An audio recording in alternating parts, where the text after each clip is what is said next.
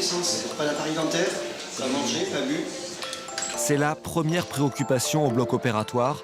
Dès l'arrivée du patient, on vérifie les éléments de son dossier pour éviter un oubli ou une confusion. Vous me rappelez pourquoi vous êtes là? Qu'est-ce que vous allez avoir comme opération? Les premiers soins sont prodigués par l'anesthésiste dans la salle d'induction. Son travail est aussi de réconforter. Allez, détendez-vous. J'imagine à quel point ça peut être angoissant, de savoir qu'on se fait opérer, on est dans un environnement complètement hostile et étranger. Donc j'essaye de les rassurer par la parole, tout simplement.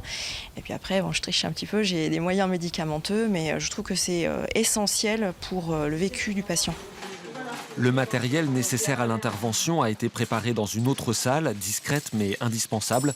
Les outils des chirurgiens passent par ici après chaque opération et on ne se contente pas de les nettoyer. Ceci est un porte-aiguille. Alors quand je le prédésinfecte, je regarde que les patins soient bien crantés parce que le chirurgien s'en sert pour recoudre. Donc si le patin est lisse, l'aiguille peut glisser et il peut faire une faute. Donc nous, on contrôle le matériel comme ceci, avant que ça parte en stérilisation. Nous sommes dans la salle d'opération. Le chirurgien n'est pas encore là, mais le travail a déjà commencé.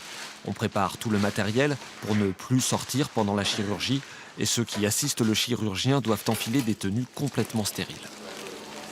Là, on ne peut plus serrer la main. Non, pas du tout. Là, c'est interdit. Mais les risques, c'est les risques sceptiques, ce qui est très important. Et il faudrait que je change de bavette, de casaque. On a tout un système de règles, de protocoles et de procédures à appliquer. L'opération peut commencer.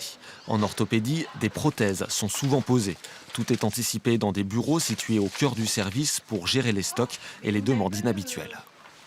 Le matin, quand le patient arrive à 7h30, 8h au bloc opératoire, il faut que tout soit prêt pour qu'on puisse lui poser sa prothèse. Il ne faut pas qu'au dernier moment, on vienne me dire « Ah, il manque telle taille de prothèse de genou ou telle taille de prothèse de hanche. » Voilà.